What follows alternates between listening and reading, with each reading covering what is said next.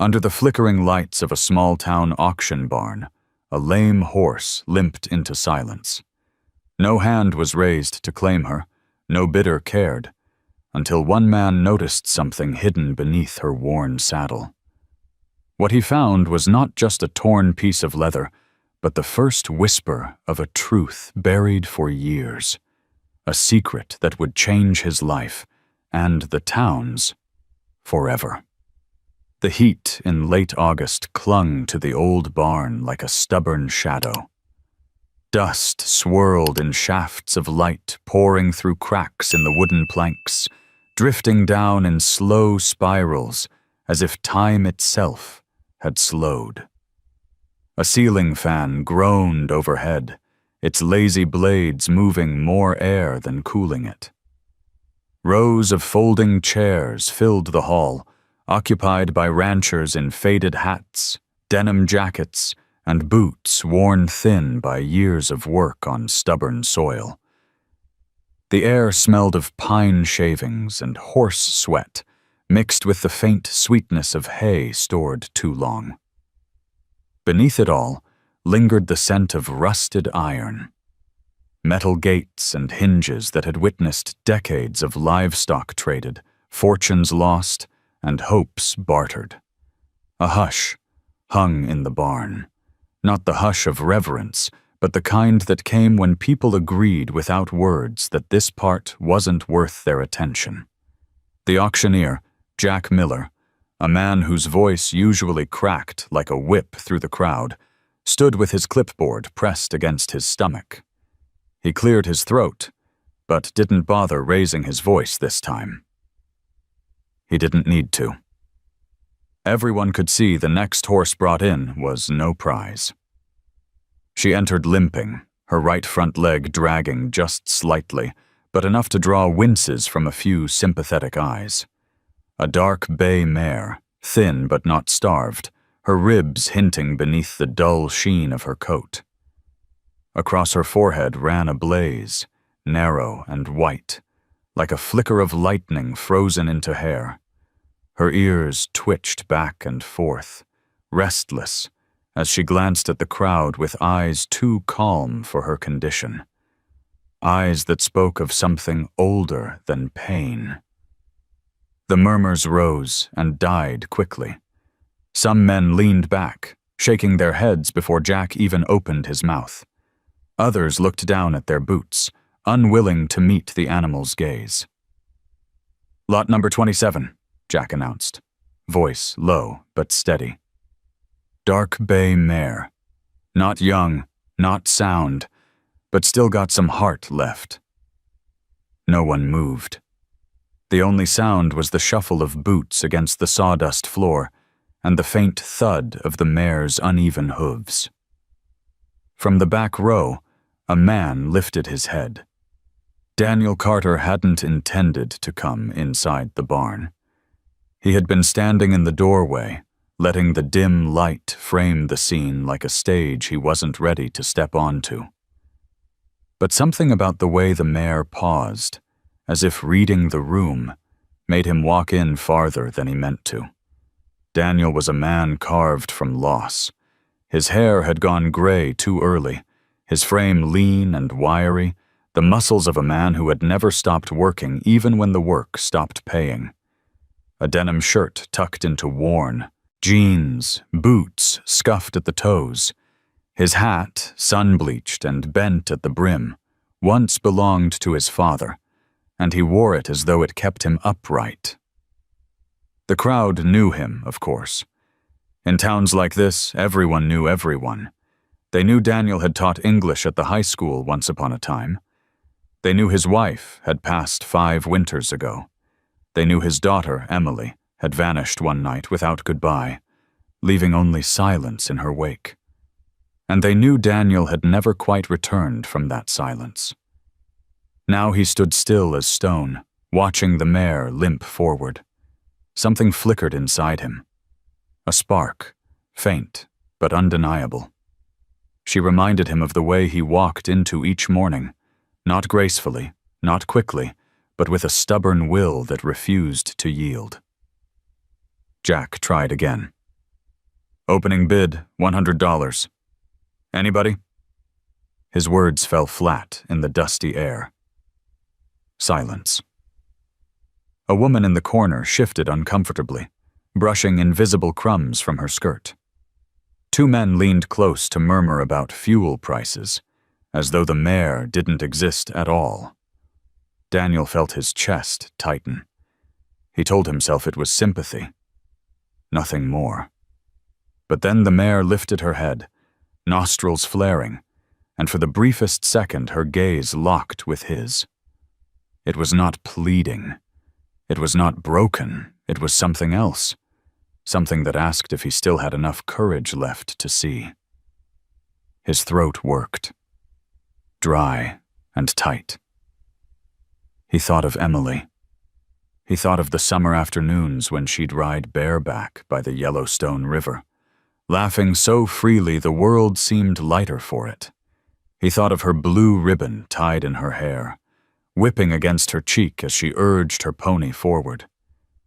And now, standing before him, a horse with a limp carried a blaze across her forehead like a fragile flame refusing to die. 50? Jack tried, lowering the bar. Still no hands. The mare blew a sharp breath, pawed once at the floor with her good leg, then stilled again, patient in her waiting. Daniel's hand twitched at his side. He clenched it into a fist, nails digging into his palm. He wasn't here to buy. He wasn't here for anything. But the silence pressed on him, heavier than the Montana summer, heavier than all the years he had spent in his empty house. He didn't raise his hand. Not yet. But he didn't look away either. Outside, the sky dimmed into bronze as the sun slipped lower, and the barn seemed to hold its breath. The mare shifted, and for the first time, Daniel stepped forward, boots crunching in the sawdust. The sound drew eyes. A few whispered his name. The auctioneer paused, startled. Daniel reached the edge of the pen and rested one hand against the rail. The mare turned her head toward him, ears flicking, body tense, but not fearful. The connection hung in the air, quiet, fragile, undeniable. Jack cleared his throat again, a slow grin forming. Well, folks, looks like we might have ourselves a bidder after all. Daniel didn't answer.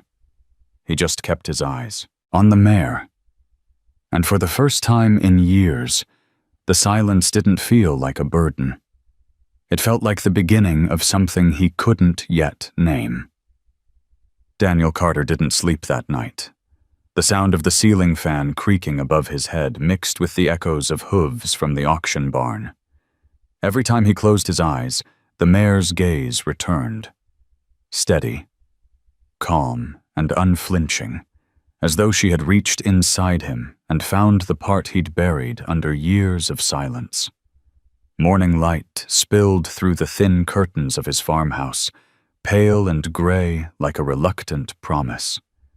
The house was quiet, the kind of quiet that had weight.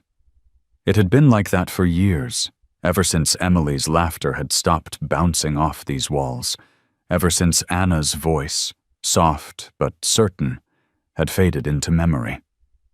What remained was an echo chamber of absence. The coffee pot hissed, filling the air with the bitter scent of ground beans, a smell Daniel both relied on and resented. It was the taste of routine, without purpose. The farmhouse bore its scars in plain sight. Picture frames collecting dust on shelves, a hallway lined with books she never finished, the porch swing that creaked in the wind, though no one sat there anymore. On the kitchen wall, a faded calendar still hung, frozen on the month Emily had disappeared, as if time had refused to turn the page. Daniel moved through the rooms with the heaviness of a man who had stopped expecting answers. He had taught poetry once, lines of Whitman and Frost, words that had promised students there was beauty in the world if they only knew where to look. Now he couldn't even bring himself to open the worn volumes stacked on his nightstand. Literature had been his lifeline. Now it felt like a language spoken in a land he no longer lived in. Outside, the fields stretched dry and brittle, stalks of grass swaying under a wind that carried dust more than freshness. This land had once been alive for him. He had taught Emily how to plant tomato vines along the fence, how to ride along the ridge at sunset, how to listen to the earth instead of forcing it. Now, he could hardly look at the ridge without feeling the hollowness inside his chest. Neighbors had learned not to ask questions. They nodded at him in the grocery store, tipped their hats, but never lingered. Everyone knew loss when they saw it, and everyone respected its boundaries. In small towns across Montana, privacy wasn't just valued, it was sacred, and grief was the kind of privacy no one dared intrude upon. But what haunted Daniel most wasn't the silence of others. It was his own silence. Nights when he sat at the kitchen table, staring at the empty chair across from him, wondering if he could have done something different. Days when he walked by Emily's old room and stopped himself from opening the door, because he knew the sight of her unmade bed and the notebook on her desk would split him in two. The mare's limp, the way she carried herself with patience instead of shame, mirrored his own gait through life. She had entered that auction ring with her head high, even as the world dismissed her. And in that dismissal, Daniel had seen himself. The teacher turned laborer, the father turned ghost of a man, the one who had been left behind. As he poured his coffee, the steam fogged his glasses, and for the first time in years, he felt something stir, a fragile thread of possibility. Not hope, not yet. Hope was too dangerous, but perhaps the sense that not everything was finished, that the story wasn't as closed as he had forced himself to believe. He sat at the table, mug in hand, staring out the window at the old barn on his property. It had stood empty for too long, home only to pigeons and dust. He wondered what it would mean to bring the mare there, to give her shelter, to give himself the burden of care again. The thought frightened him as much as it steadied him. Responsibility was a sharp blade. Once you picked it up, you could never hold it lightly. The radio in the corner buzzed with morning news. Grain prices were rising, gas costs were unpredictable, and insurance companies were advertising affordable life insurance for families, as if loss could be softened by paperwork. He turned it off. None of it mattered here, not when the house itself felt like it was waiting for something to break the stillness. Daniel leaned back in his chair and closed his eyes. He could still hear the faint shuffle of hooves in sawdust, the pause before the mare's eyes met his, the way she didn't beg, didn't flinch.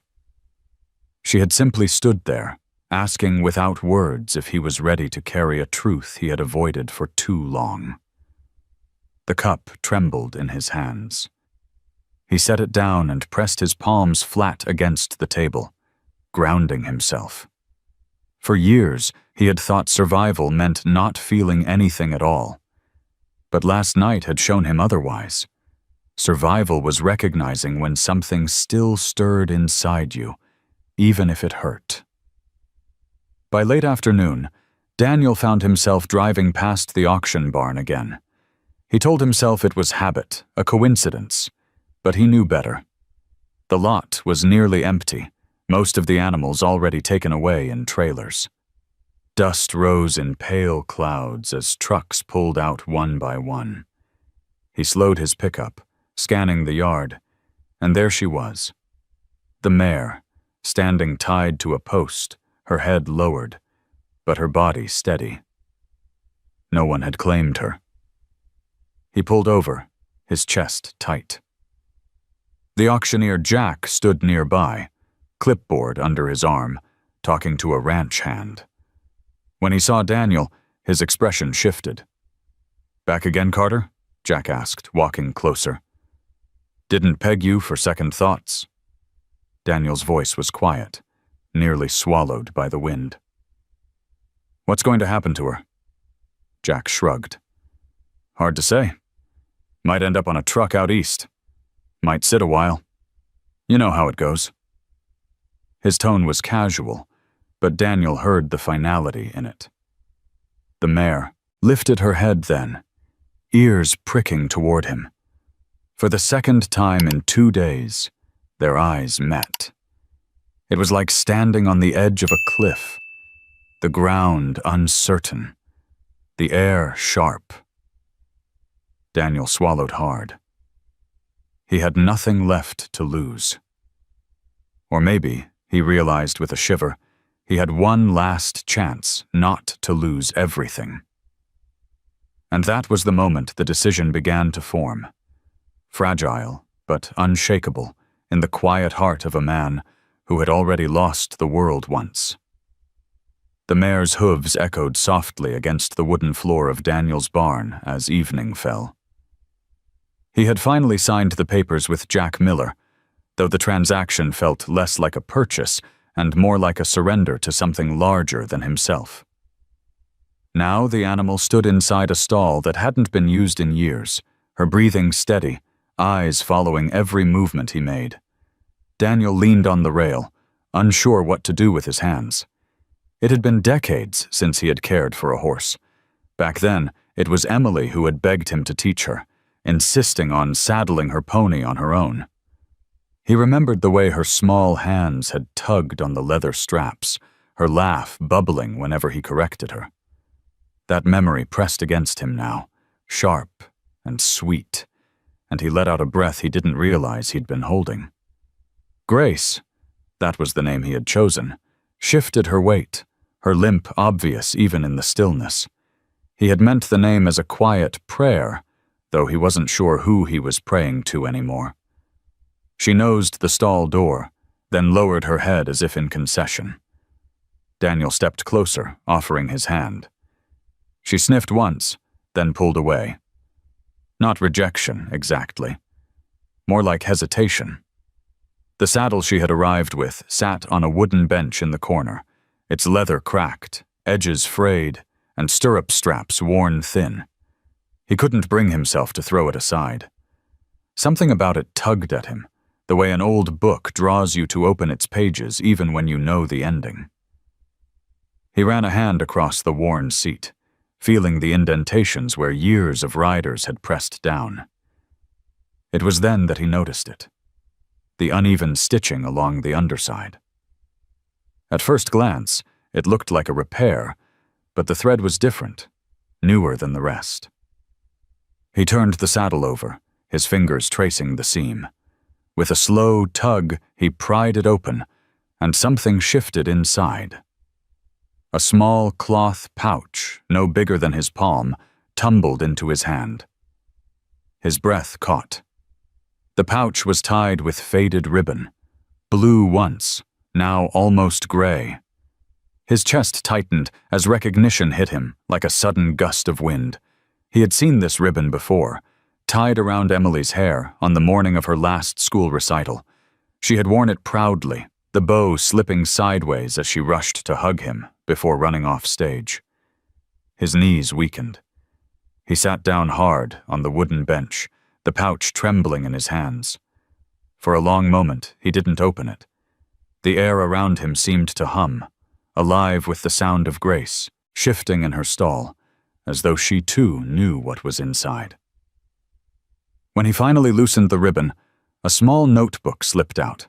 Its cover was scuffed, corners bent, pages yellowed by time. Written across the front in handwriting he knew as intimately as his own was a single word: Emily. The barn seemed to fade away.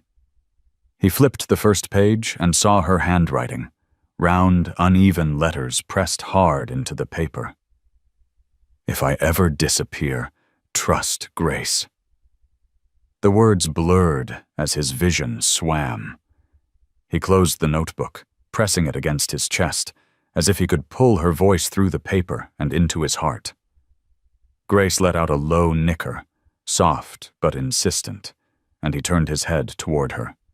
She stood still, her eyes fixed on him, ears tilted forward. "Did she leave you with this?" His voice cracked, rasping in the shadows. The mare blinked once, then lowered her head as though answering. He pressed his palms against his face, the notebook warm in his hands.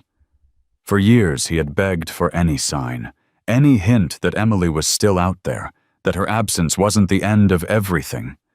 And now, here it was, tucked beneath the saddle of a horse everyone else had dismissed as worthless. Outside, the wind shifted, carrying with it the smell of dry grass and distant rain. Daniel rose, his legs unsteady, but his resolve beginning to take root. He placed the notebook carefully on the workbench and untied the rest of the pouch. Inside lay a scrap of cloth embroidered with flowers, delicate stitches that could only have been Emily's. He remembered the summer she had sat on the porch, teaching herself to embroider because, as she had declared, poetry needs pictures too. A sound escaped his throat, half laugh, half sob.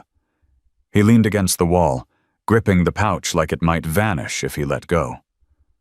Grace shifted again, stamping her good leg once, and Daniel crossed the stall to her.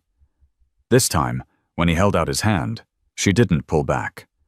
Instead, she leaned forward, pressing her soft muzzle against his palm.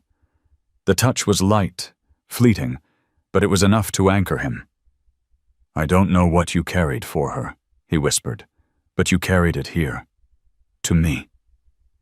Her ears flicked, and for the first time he felt something beyond grief. Something fragile, Srelsen, something like the first crack of light under a locked door. He stayed with her until the barn grew dark, oil lamp casting golden halos on the walls. When he finally left, the notebook tucked safely inside his jacket, he knew the silence of his house would no longer be the same. It was no longer empty. It held a question, a path, and the faintest echo of his daughter's voice. The next morning broke with a sky the color of pewter, clouds hanging low over the Yellowstone Valley. Daniel stepped outside with the notebook pressed close to his chest. The cool air smelled faintly of sagebrush and rain, carrying the kind of stillness that always seemed to arrive before a storm. He had not slept. His mind had replayed the words scrawled in Emily's handwriting again and again until dawn. "If I ever disappear, trust Grace." The barn door creaked as he pushed it open. Inside, the mare lifted her head, ears flicking at the sound of his boots crunching against the straw. For a moment, she simply regarded him, eyes dark and steady, as if she had been waiting all along. Daniel hesitated, then spoke the name softly, testing it on his tongue. "Grace." The word carried through the dust-filled air like a prayer. The mare shifted, her tail swishing once. She didn't come forward, but she didn't turn away either. Daniel tried again, louder this time, his voice trembling but firmer. "Grace." She snorted lightly and stepped toward him, limping but unashamed. The sound of her uneven hooves echoed in the barn, a rhythm that matched the uneven beat of his own heart. Daniel extended his hand. She lowered her head, and this time touched his palm with her muzzle. The contact was brief, but in that moment, Daniel felt as though the years of silence around him had cracked open, letting a sliver of light pour in. He set the notebook gently on a hay bale, then turned back to her. Her coat was dull, patches rough where rain and neglect had worn her down. He fetched a brush from an old tack box, its wooden handle scarred from use.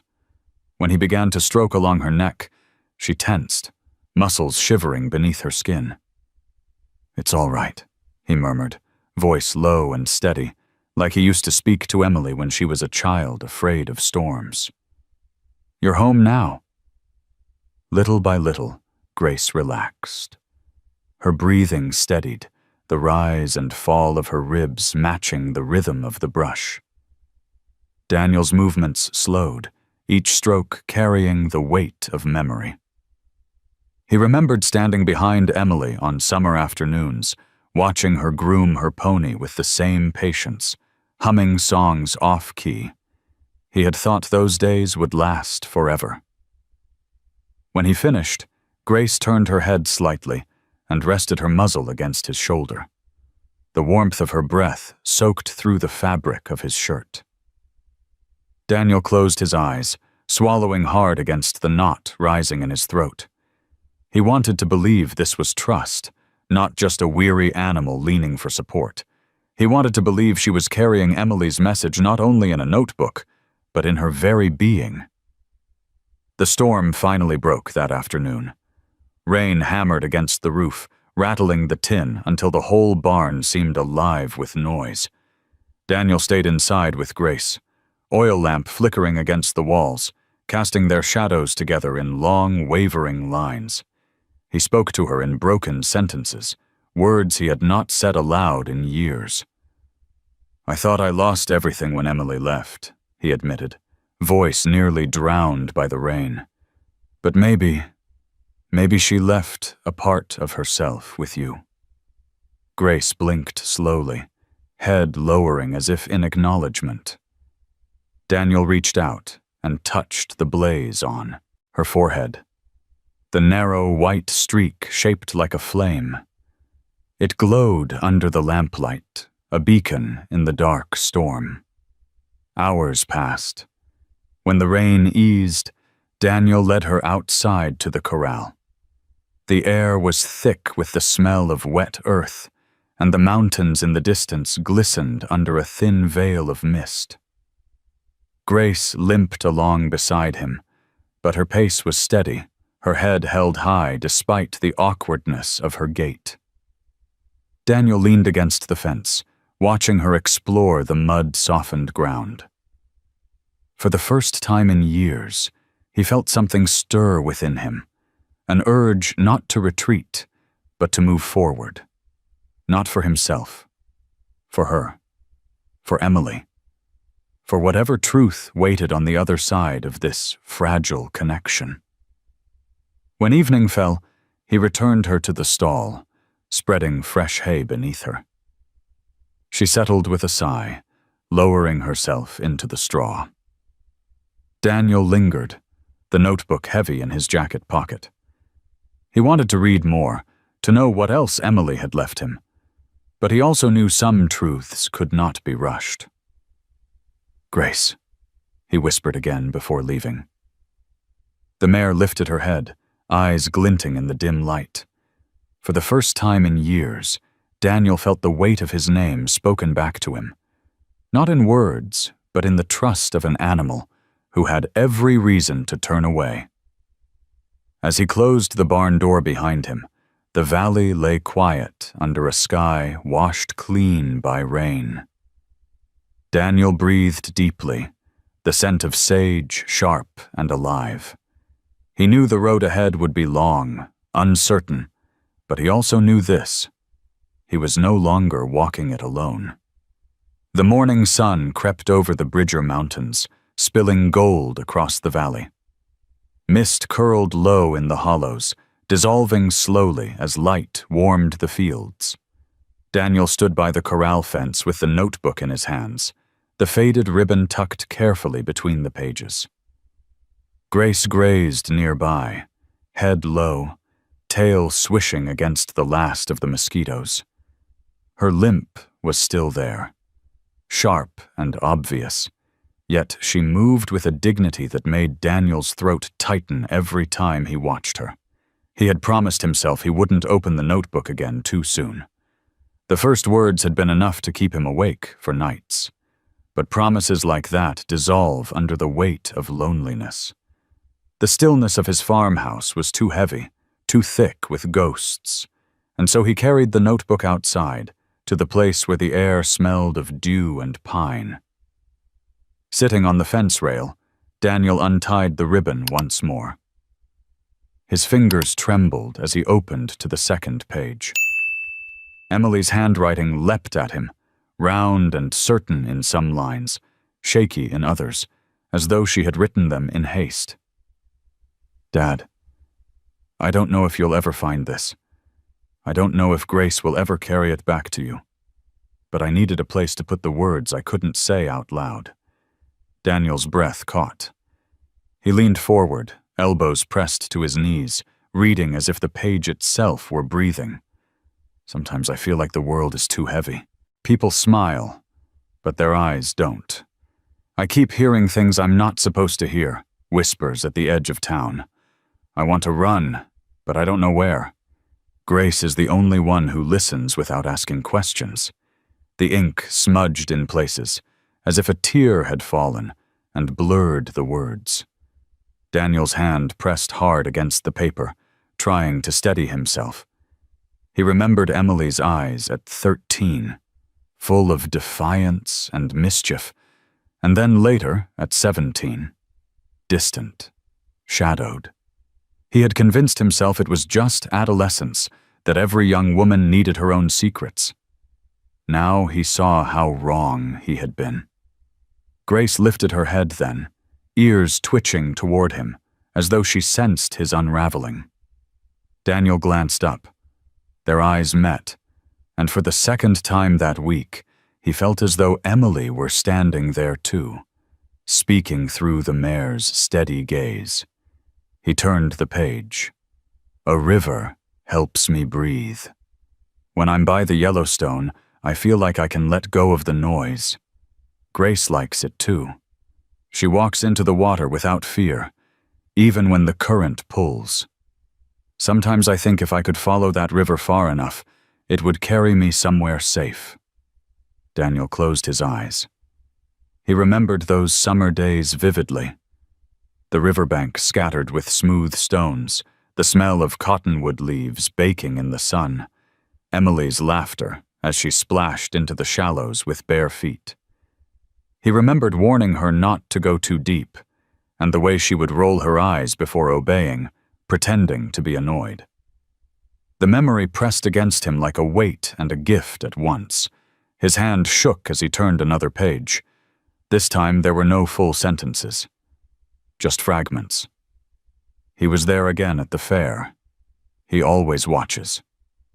I can't say his name. No one would believe me. Grace knows when I'm scared. She stands in front of me, like a wall. The words ended there, the page torn where it seemed more had once been. Daniel's pulse thundered in his ears. He clutched the notebook to his chest and inhaled sharply. The air smelled of horses, wet earth, and something sharper. The metallic taste of dread that settled on his tongue. He closed the notebook with care, tying the ribbon once more. He could feel his own breath shaking as he slid it into his jacket pocket. Standing, he leaned against the fence, watching Grace. She chewed calmly, flicking her tail, as if the world's heaviness didn't belong to her. "You kept her safe," he whispered, voice hoarse. "At least for a while." Grace turned her head at the sound, and for a fleeting second, Daniel thought she understood. That afternoon, Daniel walked into town. The streets were alive with ordinary sounds. The clang of the diner's door, children calling as they rode their bikes, a radio blaring country music from an open window. Yet Daniel moved through it like a ghost, the words from the notebook echoing in his skull. He was there again at the fair. At the hardware store, men leaned against the counter, discussing interest rates on farm loans and the rising cost of feed. Insurance posters hung on the walls. Protect your family's future. Affordable life insurance for farmers. The slogans made Daniel feel hollow. How could paper promises guard against shadows that lived inside a child's eyes? He left quickly, the bell above the door clanging too loud. As dusk fell, Daniel returned to the corral. Grace stood by the fence, her blaze catching the last of the light like a torch. He rested his hands on the rails, watching her. The unease coiled in his chest, pressing harder than before, but beneath it was something else, too. Resolve. He had lived years in silence, letting grief carve him hollow. But Emily's words had survived, hidden and carried by a horse no one wanted. Now those words were in his hands, and the silence was no longer an option. "Grace," he said into the twilight, the name settling on the air like a vow. "We'll follow this trail together, wherever it leads." The mare pawed once at the ground, her ears pricked forward. Daniel felt the weight of memory pressing down, but he also felt something rise within him, a fragile but undeniable will to uncover what Emily had left unsaid. The night closed in around them, stars blooming slowly above the valley. For the first time in years, Daniel didn't feel abandoned beneath their light. He felt chosen. The morning after reading Emily's words, Daniel walked into town with the weight of the notebook pressed against his chest like a second heartbeat. The streets of Livingston were calm, paved in the rhythm of routine. Shop windows gleamed with harvest decorations, pumpkins stacked beside bales of straw, banners advertising the upcoming county fair. Yet beneath the brightness, there was something subdued, something that hummed in the pauses between greetings. At the diner, the bell over the door jingled as he stepped inside. Conversations halted for a second too long, like a skipped breath. Then they resumed, lighter, forced. The waitress, a woman who had once taught Sunday school alongside Anna, smiled politely but didn't ask how he'd been. She placed a coffee cup in front of him and retreated as though distance itself were a kindness. Daniel stirred the dark liquid, watching the swirl of cream dissolve, and listened. The men at the corner booth spoke in low voices about drought insurance, about government subsidies for hay, about a neighbor who had sold his land rather than risk another lean winter. Their words buzzed with practicality, but behind them Daniel heard something else. Avoidance. He knew the sound of people steering away from what truly haunted them. When the bell rang again, Sarah Collins entered. She carried her vet's bag slung over one shoulder, her braid damp from morning rain. Spotting Daniel, she offered a nod, hesitant but genuine, then ordered to go. Before leaving, she paused at his booth. "How's the mare?" she asked. Hesitated. He hadn't spoken Emily's name aloud to anyone in years. He didn't now, but he felt the weight of her letters pressing against him. "She's steady," he managed. Sarah's eyes softened. She always had a calmness to her, even when she was younger. She almost said more, then caught herself. "If you need medicine for the limp, come by the clinic." Her words lingered after she left, a subtle reminder that Grace's history wasn't a secret to everyone. Daniel finished his coffee in silence, the notebook burning against his chest like a hidden flame. As he walked back through town, he noticed things he hadn't before.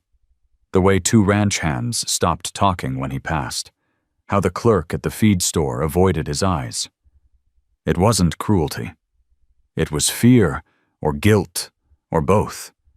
And suddenly, Emily's words in the notebook, "I can't say his name, no one would believe me," felt stitched into the fabric of the town itself. That afternoon, Daniel visited the library, a building with stone steps worn smooth by decades of boots. Inside, dust floated in the sunlight like drifting pollen. The librarian, an elderly man who had once been Daniel's student, looked up with surprise. "It's been a while, Mr. Carter." Daniel nodded, his gaze drawn to the bulletin board near the entrance. flyers layered one over another. Church potlucks, life insurance seminars, ads for solar panel financing. The surface of small-town life looked busy, modern even, but Daniel sensed what lay beneath it. The same silence that had swallowed his daughter. He checked out nothing, just stood among the shelves until the smell of old paper made his chest ache. Emily had spent hours here, curled in a chair with novels too advanced for her age, her face lit with a hunger for stories. She had once told him, "Books don't lie, Dad. People do." The memory chased him out into the evening air. The sun sank low, casting long shadows across Main Street. A boy pedaled past on a bike, laughing, his dog racing alongside. The sound should have been ordinary. Instead, it struck Daniel like an echo of what he had lost. When he reached home, Grace was waiting at the fence line, her head lifted, ears pricked. She seemed to know he carried more than groceries. She seemed to sense the weight of unspoken things. Daniel approached slowly, letting his hand rest on the rail. "I saw it today," he told her quietly. "The way they won't look at me, the way they avoid her name. They all know something. They've known all along." Grace snorted softly, stepping closer, her blaze catching the last of the daylight. Daniel let his hand slide along her neck. Her warmth steadied him, grounding him against the swell of anger and sorrow that threatened to undo him. That night, in the stillness of the farmhouse, he opened the notebook again. The next page carried only a single line, jagged and hurried. "If I vanish, follow the whispers. They will lead you to the truth." Daniel stared at the words until they blurred. He could hear the whispers already, in every pause, in every averted glance in town. Emily had left him not just a clue, but a challenge. To listen. To pry apart the silence that had buried her story. He closed the notebook gently, placed it on the table, and looked out the window toward the barn, where Grace stood like a sentinel against the night. His daughter's voice had crossed years of absence to reach him. Now, it was his turn to follow. The banners went up along Main Street a week before the fair. Bright cloth in red, white, and blue snapped in the wind, strung between light poles that hadn't held much joy in years.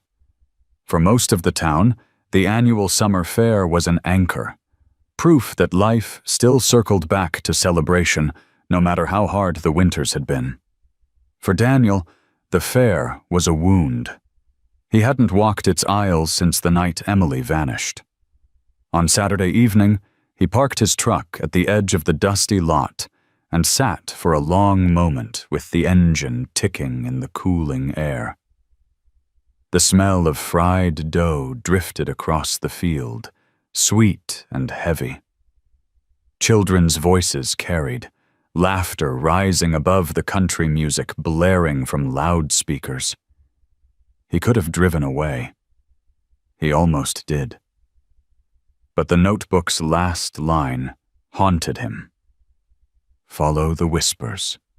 They will lead you to the truth."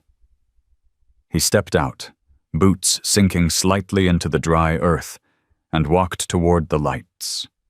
The fair sprawled across the park, rides spinning with neon, food stalls dripping grease and sugar, the livestock pens lined with ribbons. Everything glowed with the false brightness of festivity. Daniel moved slowly, as if through a dream, his eyes catching every familiar corner. He passed the cotton candy stand where Emily once begged him for extra tickets. She had come away with pink sugar stuck to her cheeks, grinning like the world belonged to her. He saw the game stalls where she'd thrown darts at balloons, determined to win the smallest stuffed horse on the rack. He remembered her spinning in a white sundress, laughing as she danced to the fiddle music by the stage. But there had been a moment, quick, sharp, when her laughter had broken. He hadn't understood it then. Tonight, as he walked those same paths, the memory struck harder. Emily had tensed when someone stepped close. She had stiffened under a gaze Daniel had been too blind to notice. He carried that blindness like a stone in his gut now. Near the beer tent, he caught fragments of conversation. Two older men hunched over their cups, voices low. Thought she left with friends. Never came back, though, did she? Best not stir it up. They fell silent when they noticed him, their eyes sliding away. Daniel kept walking, but the words burned. Whispers, just as Emily had written. At the livestock ring, young riders paraded their horses.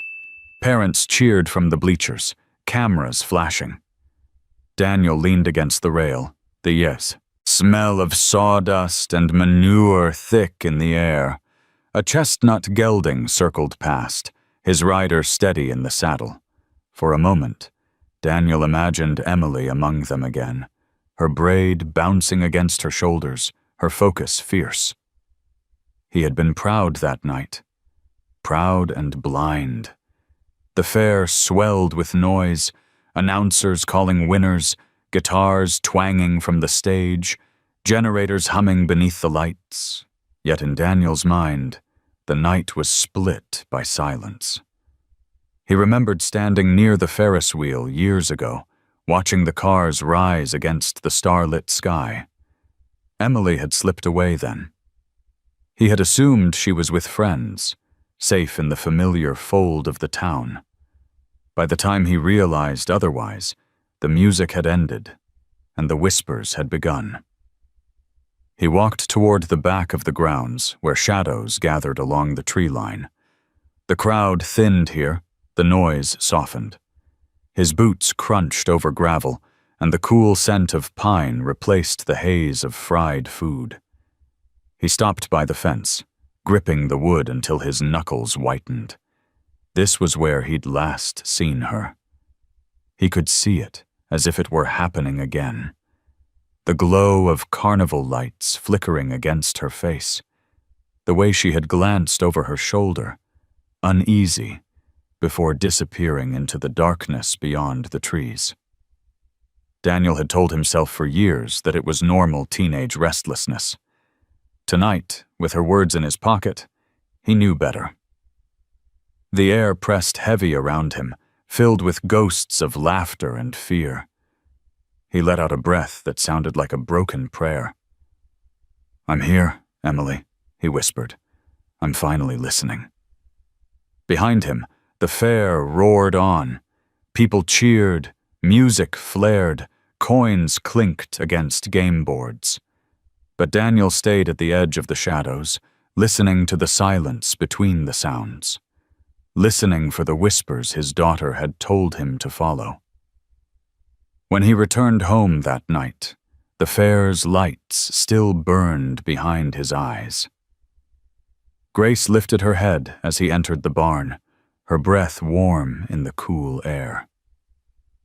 Daniel leaned against her stall, pressing his forehead to the wood. "She tried to tell me," he murmured, "and I wasn't listening." Grace shifted closer, her muzzle brushing his arm. He turned, resting his hand against her blaze. The mare's steady gaze held him as firmly as the past. Somewhere in those pages, somewhere in the town's silence, Emily's truth waited. And now, at last, he was ready to walk into it. The storm broke just before dawn. Rain drummed against the farmhouse roof, sliding in rivulets down the windows and filling the air with the sharp scent of wet earth. Daniel sat at the kitchen table, staring at the notebook that lay open before him. The words on the page, Emily's fragments of fear, her warnings wrapped in silence, blurred in the dim light. His coffee had gone cold, but he hadn't touched it. He was waiting without realizing he was waiting. A knock at the door startled him. It was soft at first, then firmer. He rose slowly, every movement weighted by suspicion. Few people ever came by. When he opened the door, Michael Harris stood there, rain dripping from his hat, his face drawn in lines of unease. "Can I come in?" Michael asked. His voice was rough, hesitant. Daniel stepped aside without a word. Michael removed his hat, setting it on the counter, and stood for a long moment without speaking. He had once been Daniel's closest friend, a fellow teacher at the high school, someone who used to join his family for Sunday dinners. They hadn't spoken more than polite greetings in years.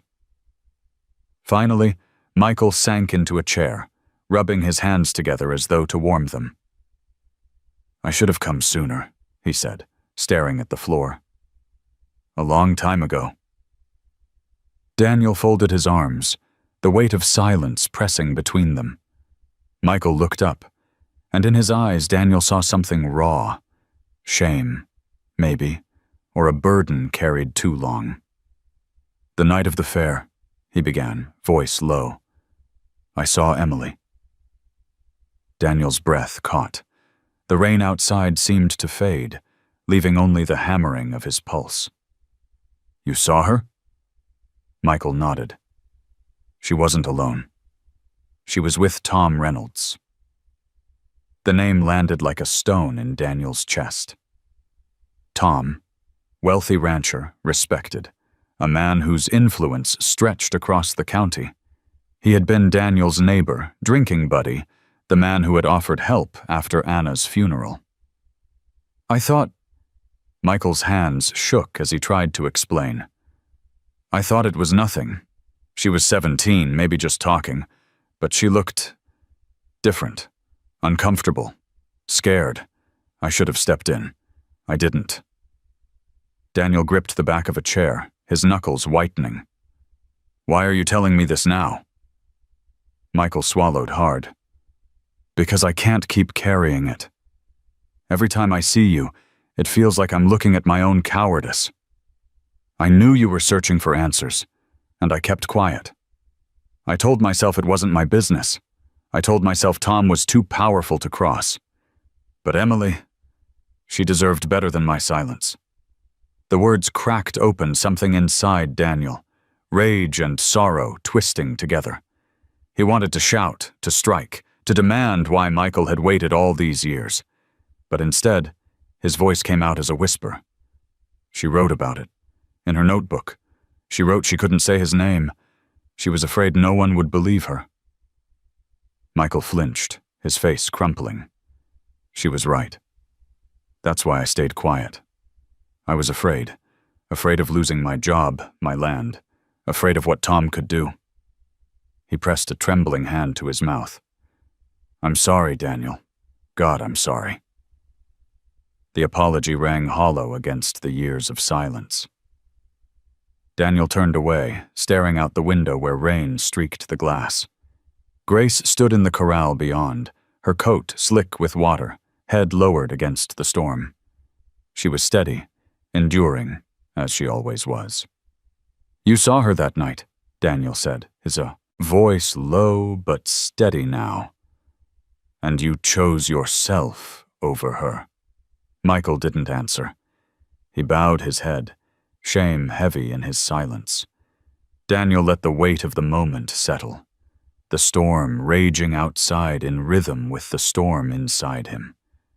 He thought of Emily's words, "Follow the whispers." Michael's confession was no longer just a whisper. It was a voice, cracked with regret, pointing him toward the truth he had been too afraid to face. When Michael finally rose to leave, he looked smaller, diminished. "I don't expect forgiveness," he said quietly. "I just needed you to know." Daniel didn't reply. He watched as his old friend stepped into the rain and disappeared down the muddy road.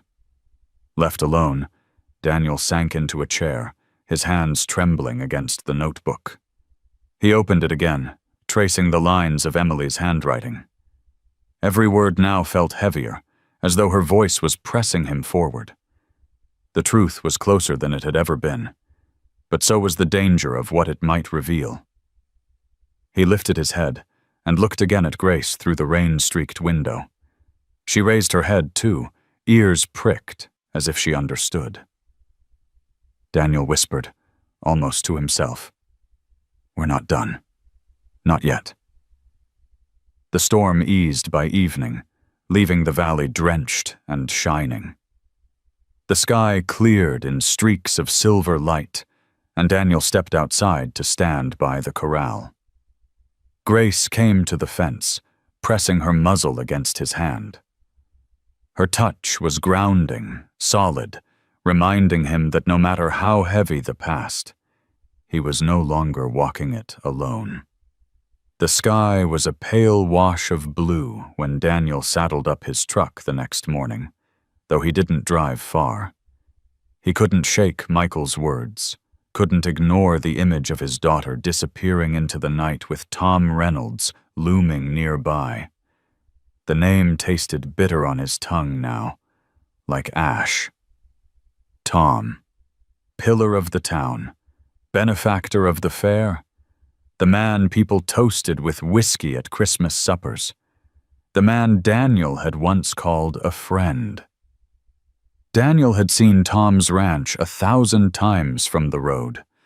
It spread across the valley like a kingdom, its fences stretching farther than the eye could follow, its barns painted fresh every spring. Today, he turned onto the gravel drive with his jaw clenched tight.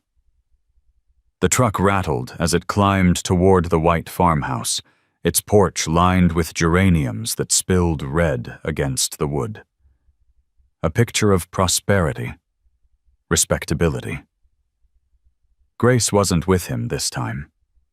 She remained in the corral, her dark eyes following as he left, her muzzle pressed to the fence rail. He carried her strength with him, the way she had leaned into his hand the night before. But he knew this step was his alone. Tom sat on the porch, as if he had been waiting. A glass of amber whiskey rested in his hand, though the hour was barely past noon. He looked older than Daniel remembered, but no less sure of himself. His broad shoulders filled the chair, his silver hair combed neatly back. When he rose, it was with the measured pace of a man accustomed to being obeyed. "Well, if it isn't Daniel Carter," Tom said, his voice rich with practiced charm. "Haven't seen you up here in a while. What brings you out?" Daniel didn't bother with pleasantries. He stepped onto the porch and set the notebook down on the small table between them. The ribbon fluttered in the breeze like a flag. Tom's eyes flicked to it, then back to Daniel. His smile didn't falter, but a shadow passed through his gaze. "You know what this is?" Daniel asked quietly. Tom took a slow sip of whiskey. "Looks like a child's diary. Something you've been holding on to?" Daniel leaned forward, his voice low, steady. "It's Emily's. And in it, she wrote about you." The silence that followed stretched tight, broken only by the chirp of crickets hidden in the grass. Tom set his glass down with deliberate care. His expression hardened, though the corners of his mouth still curved in that practiced half-smile. "Careful, Daniel," he said. "You toss words like that around in a town like ours, and they'll land heavier than you expect." Daniel's fists tightened at his sides. She was afraid no one would believe her. She was right. You made sure of that. Tom straightened, the weight of his presence filling the porch. "I've given this town more than anyone else. Jobs, land, fairs, donations. They know who I am. They trust me. Who do you think they'll believe? Me, or a broken man clinging to a horse and a notebook?" Daniel's chest burned, but he didn't flinch. "I don't care if they believe me. I care that they hear her. She's not gone, Tom. Her voice is here, and I won't let it stay buried." For the first time, Tom's smile slipped. It was a flicker, but Daniel saw it. The crack in the mask.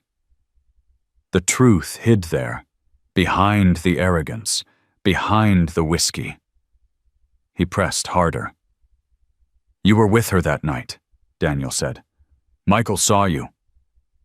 Tom's jaw tightened. His glass tipped slightly in his hand before he set it down again. "Michael talks too much," he muttered. Then, louder, his voice regaining strength. "You should be careful which ghosts you chase, Daniel. Some doors are better left closed." The warning carried weight, but Daniel stood taller, finding in himself a strength he hadn't felt in years. "I've lived with silence long enough. I won't live with lies." They locked eyes, two men bound by years of history now split by a truth too heavy to ignore. The air between them hummed with unspoken threats. Finally, Tom leaned back in his chair, reclaiming his mask. "You won't get far with that notebook," he said softly. "This town knows where its bread is buttered, and it isn't on your table." Daniel picked up the notebook, tucking it against his chest. "Then I'll make sure they hear her outside of town, if I have to." For a moment, Tom said nothing. Then, he gave a thin, humorless smile. "You always were stubborn." Daniel turned without answering. As he walked back to his truck, the sun broke free from a cloud, washing the ranch in gold. But to Daniel, it felt cold, like light shining on something rotten. He drove home with the gravel spitting under his tires, his hands tight on the wheel. His heart pounded, not from fear, but from a clarity that left no room for retreat. He had looked Tom in the eye and seen the crack. He had pressed his daughter's voice into the air, and for the first time, he had seen the mask slip. When he reached his farm, Grace was waiting at the fence again. She lifted her head as his truck rolled in, ears pricked, as if asking what he had found. Daniel climbed out, walked straight to her, and pressed his forehead to hers. "He knows," Daniel whispered. "And he's afraid of the truth." Grace breathed out, a warm rush against his cheek. Daniel felt it like a vow. The silence was ending. The evening after Daniel faced Tom Reynolds, the valley lay under a heavy quiet. The sun slipped down behind the mountains, staining the horizon in bands of crimson and violet, while shadows stretched long over the dry fields. Daniel's truck sat parked by the barn, engine silent, dust still clinging to its frame from the long road back. He hadn't spoken a word since returning. Words felt like brittle things after the confrontation, too fragile to hold the weight of what he had seen in Tom's eyes. Instead, he walked straight to the barn. Grace lifted her head from the hay as he pushed the door open. The oil lamp flickered in his hand, throwing a trembling circle of light across the wooden walls. The mare's ears pricked forward, her eyes catching the glow. She shifted her weight, her limp showing as she stepped closer, a soft wicker escaping her throat. Daniel set the lamp on the shelf and leaned against the stall rail, exhaustion heavy in his bones. "I saw him," he said quietly. His voice sounded raw, as if scraped by gravel. "And I saw the truth hiding behind his smile." Grace lowered her head, pressing her muzzle against the wood between them. Daniel reached out, resting his hand against her blaze, the familiar streak of white warm beneath his palm. The contact steadied him. The anger that had burned in him all day softened into something else. Sorrow, yes, but also a kind of fragile relief. He wasn't chasing ghosts anymore. There was flesh. There was guilt. There was something Tom wanted buried. He slid the stall door open and stepped inside. Grace didn't move away. She stood still as he stroked her neck, the rhythm of his hand slower than the rhythm of his heart. Her breathing filled the barn, even and steady, as if she carried a calmness he had forgotten how to hold. Daniel sank onto the old wooden bench in the corner of the stall. The straw rustled as Grace shifted to stand beside him. Her body radiated heat, and the smell of hay and horseflesh filled the small space, grounding him. He rested his head against the rough boards and let his thoughts unravel. "I should have seen it," he whispered. "All those years ago, I should have seen what she was trying to tell me." His voice broke, but the mare only sighed, her breath ruffling his hair.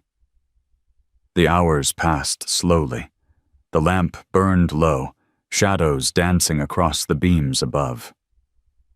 Daniel pulled the notebook from his jacket pocket and turned it over in his hands, the ribbon trailing like a thread of memory. He didn't open it.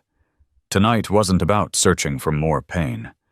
Tonight was about staying still long enough to feel the weight of what he already knew. At some point, he dozed, his head dropping forward, until the soft nudge of Grace's muzzle woke him. Her warm breath brushed against his cheek. He blinked, disoriented, then smiled faintly, the first true smile he had managed in years. "All right," he murmured. "I'm still here." He rose, joints aching, and brushed straw from his jeans.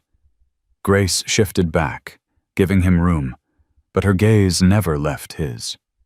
In her eyes he saw not pity, not judgment, but something simpler. Presence.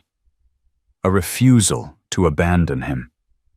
Before leaving the stall, Daniel placed a hand on her shoulder, feeling the rise and fall of her breath. "Whatever comes," he said, "we'll face it together." The words were more than comfort. They were a vow spoken into the night. Outside, the fields shimmered silver under the moonlight. The farmhouse loomed against the dark, its windows reflecting nothing but emptiness. But here, in the barn, the silence felt alive. Daniel blew out the lamp and lingered in the darkness, listening to Grace's steady breathing. It was the sound of endurance, of a heartbeat that hadn't given up. When he finally stepped into the night air, stars spread wide overhead, sharp against the black. Daniel drew in a breath that felt different. Fuller. Steadier. The confrontation with Tom had shaken him, but Grace had reminded him that brokenness did not mean defeat.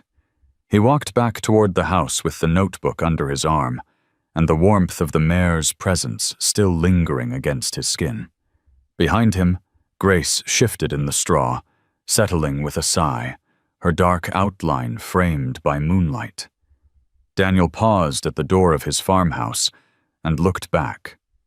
In that moment, he understood something he hadn't dared admit before. Grace wasn't just carrying Emily's secrets. She was carrying him, too, keeping him from collapsing under the weight of silence. And for the first time in many years, Daniel didn't feel entirely alone in the night.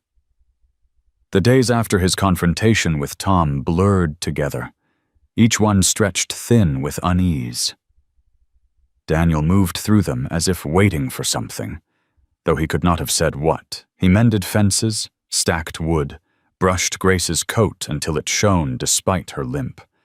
But none of it dulled the feeling that the air around him had changed. It was as though a storm still brewed, not in the sky, but in the silence that followed him everywhere. One evening, the sun fell behind the ridge, and the house grew dim. Daniel lit a single lamp in the kitchen, its yellow glow soft against the walls. The notebook lay on the table, closed, though its weight filled the room like another presence. Grace shifted in the barn outside, her hooves crunching softly in the straw. He took comfort in the rhythm of her movements, steady, alive, unyielding. The phone rang. For a heartbeat, Daniel thought he'd imagined it.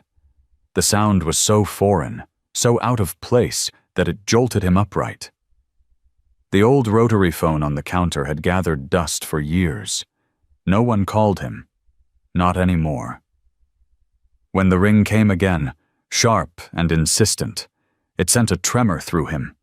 His hand hovered above the receiver, afraid of what voice might wait. Finally, he lifted it. "Hello?" His voice cracked, hoarse with disuse. There was silence on the line. Not the emptiness of a broken call, but the kind of silence that trembles with someone holding their breath. Then, softly, a single word. "Dad." The world stilled. Daniel's knees buckled, and he gripped the edge of the counter to keep from falling. The voice was older, steadier, but unmistakable. "Emily." He pressed the receiver tighter against his ear, afraid it would vanish. "Emily?" The word broke from him like a prayer, like a wound opening. "I didn't know if I should call," she whispered. Her breath hitched on the line. "I didn't know if you'd even want to hear me." Daniel closed his eyes, the kitchen spinning. "I've wanted nothing else," he said. His voice was a rough whisper, raw with years of silence. "Every day, every night." There was a pause. He could hear her breathing. Fragile, but real. "I saw the notebook," he said quickly, afraid she might hang up. "Grace carried it back. I read your words." Emily exhaled sharply, like she'd been holding the truth in her chest for too long. "Then you know. You know why I left." "I know you were scared," Daniel said. His hand shook so hard the receiver rattled. "I know you thought no one would believe you, but I believe you, Emily. I believe every word." Her voice broke on the line. "I wanted to tell you so many times, but he had everyone. Everyone trusted him. I thought if I spoke, it would destroy you too." Daniel pressed his forehead against the wall, tears running freely now. "It destroyed me anyway," he whispered. "Not knowing, living in silence, but hearing you now." His throat closed, and he forced the words out. "It's enough to keep me breathing again." The line hummed softly, the sound of distance bridged by a fragile thread. Emily spoke again, her tone steadying. "Grace kept me safe, Dad. More times than you know. She was my shield. I left her behind because I knew she'd find her way back to you, to tell you I was still out here." Daniel looked out the window. In the barn, Grace moved in the shadows, lifting her head as if she sensed the call. He pressed the phone tighter, whispering, "She found me, and now you have too." For a moment, neither spoke. The silence between them wasn't empty this time. It was full of everything they had lost and everything that still bound them. "I can't come back yet," Emily said at last, her voice trembling but resolute. "It isn't safe. But I needed you to know I never forgot you, not for one day." Daniel's chest ached, but he smiled through the tears. "And I never stopped waiting, not for one day." There was a click, a rush of static, and then the line went dead. He stood in the kitchen, the receiver still clutched in his hand, the dial tone buzzing like a fading echo. Slowly, he set it down, his body trembling with exhaustion and wonder. The silence returned, but it was different now. No longer an enemy, but a companion carrying her voice inside it. Daniel stepped outside. The night air was cool, scented with sage and the faint sweetness of wet earth. Stars spread thick above the valley, sharp and clear. In the barn, Grace nickered softly as he approached. He laid his forehead against hers, closing his eyes. "She called," he whispered. His voice broke, but he kept speaking. "She called, Grace.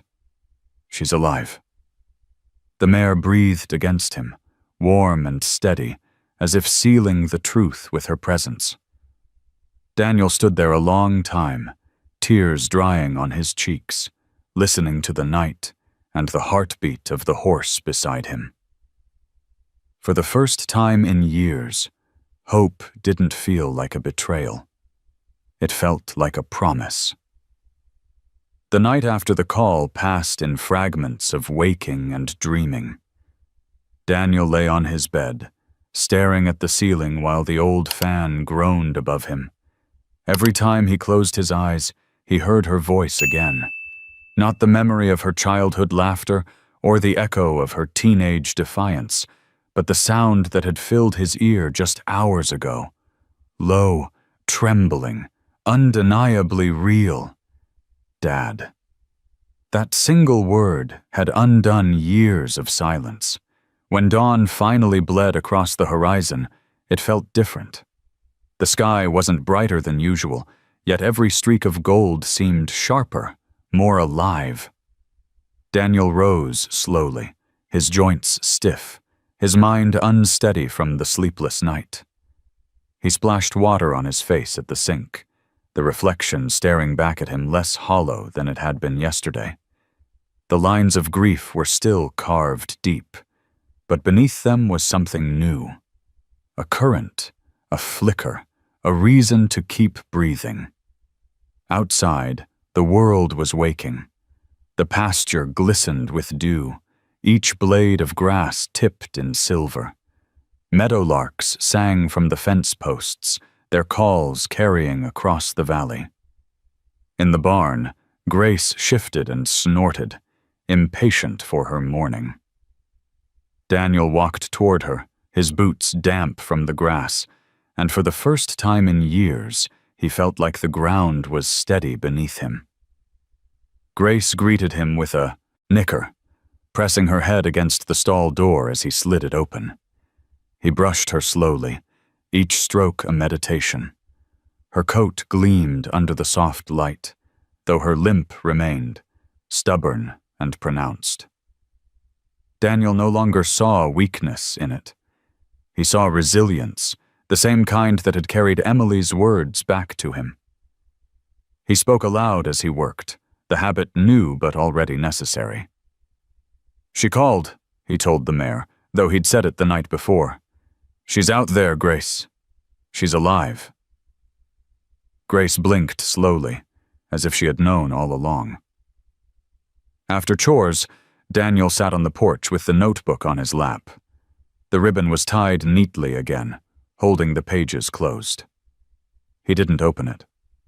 For once, he didn't need to. Emily's voice was no longer just ink on paper. It was breath, alive on the other end of a phone line.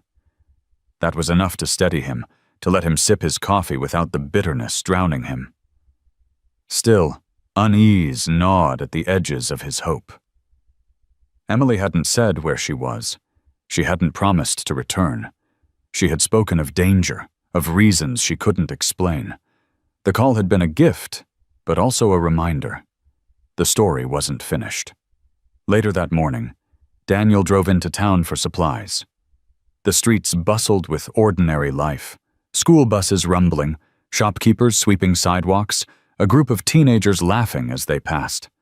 For years, Daniel had felt separate from all of it, a man marked by absence. But today, he felt tethered again, if only by a thread. At the feed store, conversation swirled around him. Crop insurance, rising fuel prices, talk of solar panels for barns. Beneath it all, Daniel listened for whispers. He caught a few, fragments spoken just low enough to sting. "Saw Carter at Reynolds's place. He's stirring up old ghosts. That mare, the one that limps, isn't she his girl's?" Daniel didn't flinch this time. He carried Emily's voice inside him like armor. Let them whisper. Every word proved the truth was pressing its way to the surface.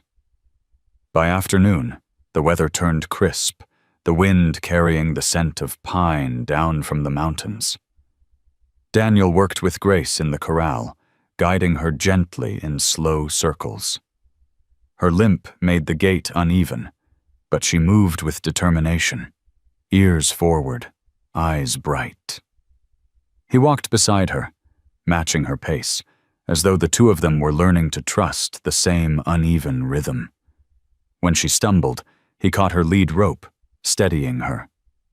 "Easy," he murmured. "We'll get there." The words weren't just for her. As twilight came, Daniel returned to the porch. The sky flared orange, then softened into indigo. He lit the lamp inside, but left the door open, listening to the night sounds. Somewhere beyond the horizon, Emily was alive. That truth alone had shifted everything. Still, he knew Tom Reynolds wouldn't stay silent forever. The crack he had seen in Tom's mask was real, and men like Tom didn't tolerate cracks. Something was coming. Daniel felt it in the tightening of the town's glances, in the careful pauses of conversation.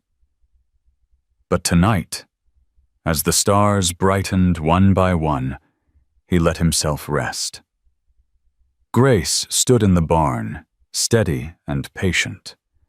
The notebook lay closed on the table, ribbon tied like a promise. And Daniel, for the first time in years, leaned back in his chair and let himself breathe. The dawn had been fragile, yes, but it was dawn nonetheless. The morning after that fragile dawn, the wind carried a clean edge off the mountains, the kind that made the flags on Main Street snap like small, brave hearts. Daniel drove into town for nails and salt blocks, but mostly to test the air. He wanted to know if the silence he'd lived under was still the same shape. It wasn't. Not quite. At the diner, the bell over the door gave its usual bright jingle, and this time the conversations didn't stall so completely. The waitress set down coffee before he asked, and touched the rim of the cup with one careful finger. "On the house," she said, not looking long but not looking away either. The coffee tasted different, too, a little sweeter, as if someone had finally remembered the sugar. Ads flickered from the small TV over the counter, home insurance bundles, auto insurance discounts, a smiling agent promising protection like a warm roof. But for once, Daniel felt protected by something real, the way a few people chose to meet his eyes. On the corkboard by the register, new flyers overlapped old ones, yard sales, a church potluck schedule, a clinic offering low-cost legal consultations with an attorney driving in from Bozeman. He noticed a smaller sheet, tucked half-hidden behind a notice about mortgage rates, a helpline number for anyone who needs to talk. The paper edges fluttered when the door opened, as if the town itself were trying to speak. He carried a sack of feed to the truck and nearly bumped into Sarah Collins.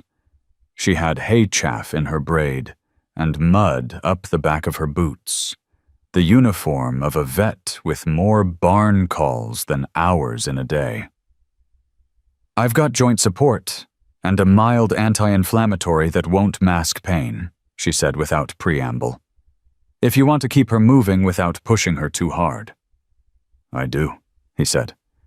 It was the easiest yes he'd given in years.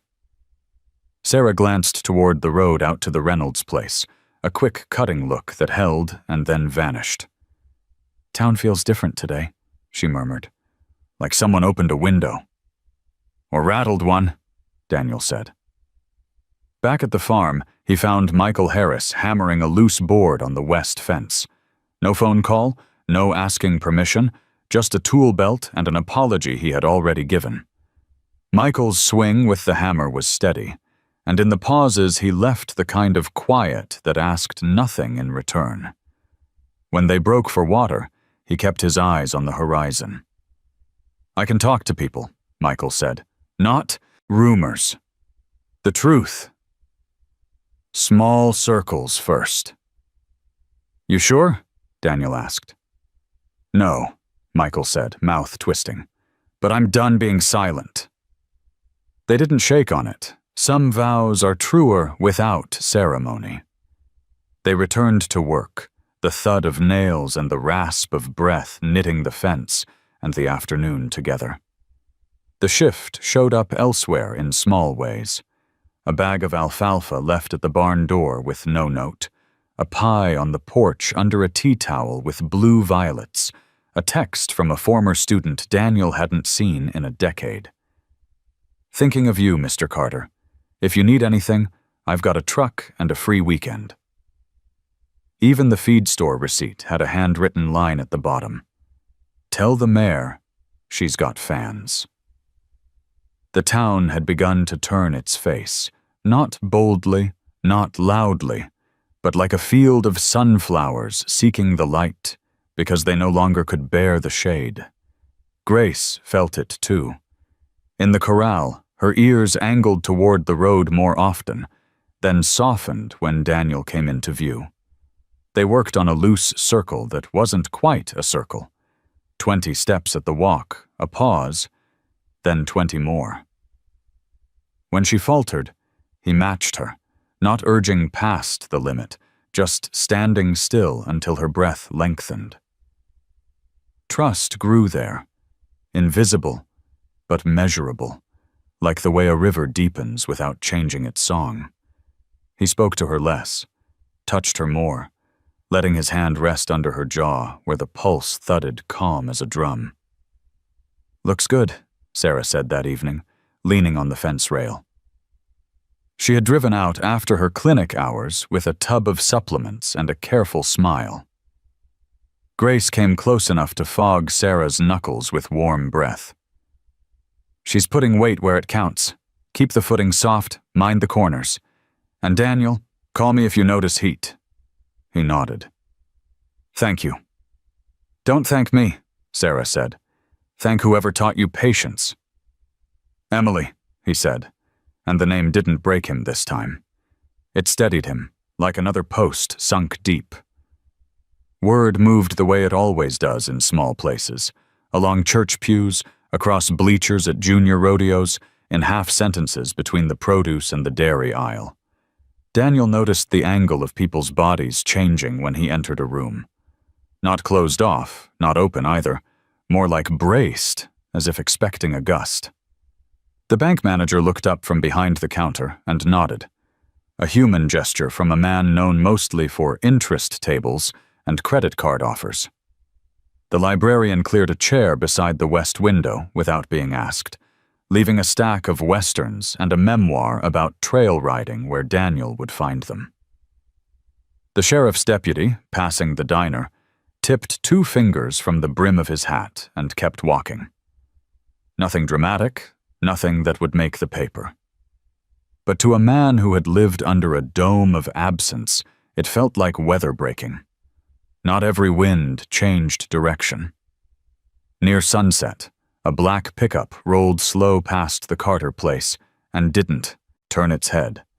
Daniel recognized the Reynolds brand on the door even without reading the letters. The truck idled by the mailbox long enough to make the air feel smaller, then continued on, casual as a yawn. Grace lifted her head, nostrils flaring. Daniel laid a palm on her neck. "Seen storms before," he said quietly. She settled, because he did. Sunday came with a sky like enamel and air that tasted of cut hay. At church, the hymns rose, threads of voices that had sung together through births, blizzards, funerals, and bumper crops. Daniel stood in the back pew, elbows loose at his sides, and felt rather than heard the wavering point at which harmony becomes courage. Afterward, nobody cornered him, but nobody avoided him either. Mrs. Benson squeezed his forearm with floury fingers, left a recipe card in his palm with nothing written on it but pies on your porch. Don't argue. The pastor folded a bulletin around a phone number for a counselor 2 towns over. Quiet help, the only kind that lasts. On Monday, the school sent a message asking if he might read a poem to the seniors during homecoming week. Something about endurance. He typed yes, then sat at the kitchen table a long time, the notebook beside his elbow like a second heart. He didn't open it. He didn't need to. The words had already moved out of paper into air. Grace took the new days like she took everything, with attention.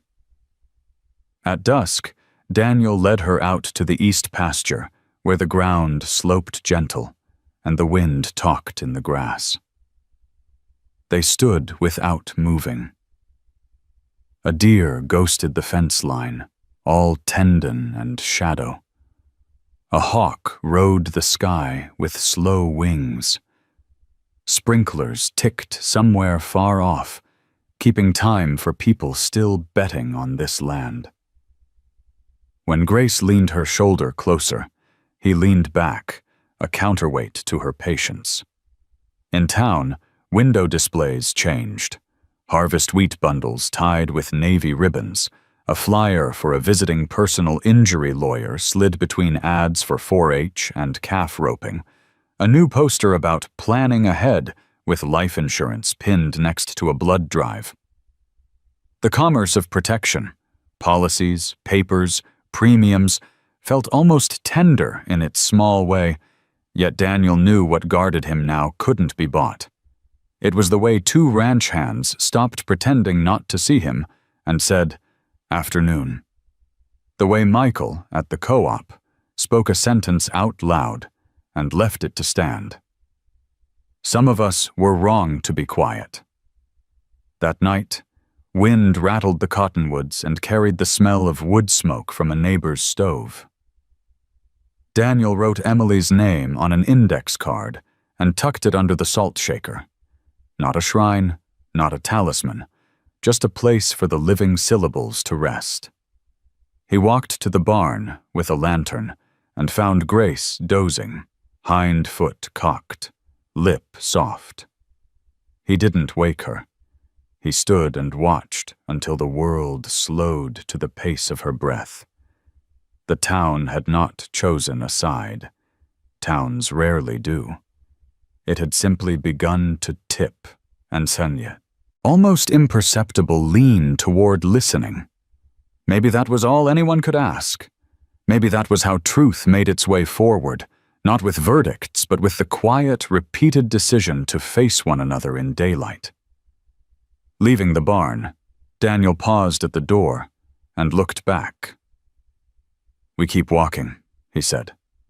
The words felt like they belonged to both of them now. Grace flicked an ear.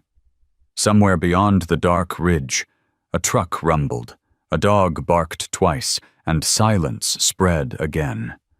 Wide, workable, like a field waiting for seed. He latched the door and stepped into the night with the sense, not certainty, not yet, of ground beginning to hold. The town was shifting. It might shift back. But for the first time in years, it was moving at all. The first frost came quietly, veiling the fields in silver. Daniel woke to see the world sharpened by cold, each blade of grass stiff as glass, each fence post crowned in white. He pulled on his old canvas jacket and stepped into air that smelled of pine smoke and frozen earth. His breath puffed in clouds as he crossed the yard toward the barn, where Grace was waiting. She moved stiffly that morning, her limp more pronounced against the brittle ground. Daniel opened the stall, brushing the frost from her mane with steady hands. "You don't hide it," he murmured. "You carry it like it's part of you." Her dark eyes met his, calm and unwavering, and he realized that what he had once pitied now looked like strength. The limp wasn't weakness. It was proof that she still moved forward, no matter what. They walked together into the corral. Daniel kept pace with her uneven rhythm, not pushing her into circles but matching her steps stride for stride. He found that his own body eased when he followed her lead. She paused when pain demanded it. He paused too. She advanced when ready. He advanced beside her. It was less training than a kind of prayer, a lesson whispered in movement instead of words. By midday, Sarah stopped by in her pickup. She carried supplements in a plain sack and a stethoscope slung around her neck. Watching Grace move, she nodded slowly. She's compensating well. Pain doesn't own her, Daniel. It's just part of her language. She looked at him, her voice softening. Maybe it's part of yours, too. Daniel didn't answer. But later, as he sat on the fence, he let the thought settle. All his years of silence, all his sorrow, they weren't things to be erased. They were his limp. And like Grace, he was still here, still breathing, still walking forward. That evening, Michael arrived with a thermos of coffee and a stiffness that wasn't from cold. "He's watching you," Michael said, meaning Tom Reynolds without naming him. "People talk. His men drove past my place twice this week. Slow, too slow." Daniel sipped the bitter coffee and nodded. "I figured as much. You don't seem worried."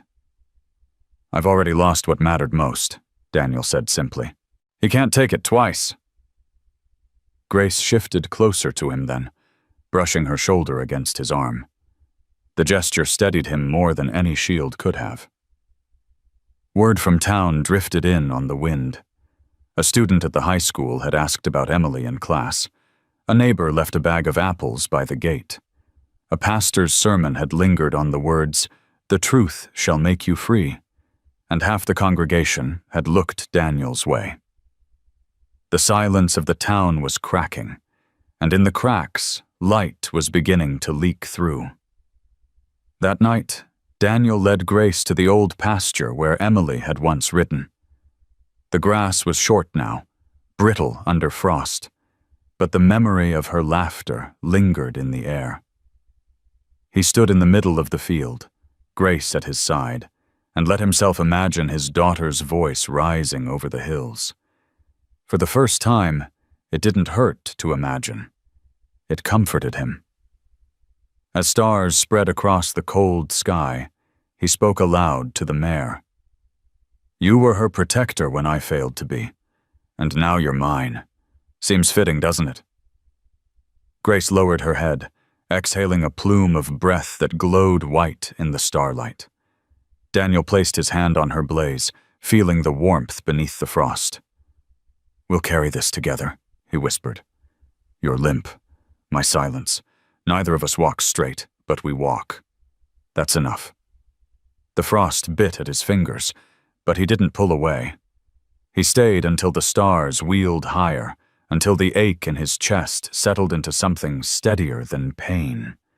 When he finally turned back toward the farmhouse, Grace followed, her limp steady, resolute. In the hush of the frozen night, Daniel understood the lesson his daughter had left him through this horse. Endurance was not the absence of wounds, but the decision to keep moving with them. And in that understanding, he felt the first trace of peace. Autumn deepened over the valley, painting the cottonwoods in gold and fire. The air turned crisp enough to carry wood smoke across miles, and the evenings came earlier, shadows stretching long across the Carter farm. Daniel rose each day with the same quiet ritual. Tend to Grace, check the fences, sip coffee on the porch while the mountains caught the first light. Yet inside him, the rhythm had shifted. The silence he once carried like a weight had become something else, a vessel full of memory and fragile hope. The call from Emily lingered in every corner of the house. He heard her voice when he set a plate on the table, when he walked past her old room, when he stood in the barn brushing Grace. She was out there, alive. He didn't know where, and he didn't know if she would ever come home, but he no longer lived in absence. He lived in connection. The town, too, had changed in small but permanent ways. At the diner, people greeted him without hesitation. At the feed store, the clerk handed him change with both hands, looking him in the eye. Sarah stopped by often, bringing small things, a bag of oats, a thermos of soup, and staying long enough to share a laugh that sounded like something normal. Michael kept working fences, shoulders straighter, as though speaking the truth had returned a piece of himself. The whispers hadn't disappeared, but they had softened, shifting from avoidance to acknowledgement. One evening, as frost crept back over the ground, Daniel lit a lantern in the barn and spread Emily's notebook on the workbench. He read it slowly, page by page, even the smudges and torn edges, as if each mark were her hand still moving across paper. When he finished, he didn't cry.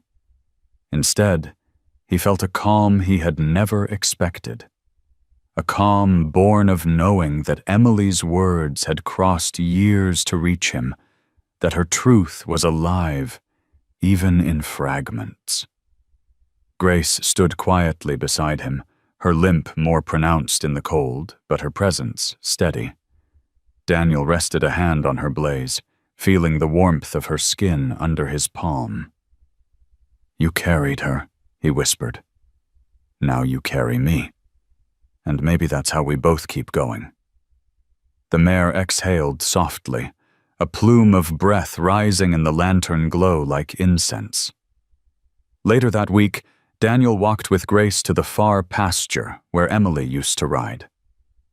The grass was short, brittle with frost, and the river shimmered beyond the ridge. He stopped in the middle of the field, the mountains rising dark against the evening sky, and let the silence stretch. Grace stood beside him, ears pricked as if listening too. "I don't know if she'll ever come back," Daniel said aloud, voice steady. "But I know she's still part of this world. That's enough." The stars began to appear one by one, sharp against the indigo sky. Daniel tilted his face upward, letting the cool air sting his lungs. He thought of Emily's laughter, of Anna's steady voice, of all the echoes that had shaped his life. They weren't gone. They lived in memory, in breath, in the way Grace leaned gently against his shoulder.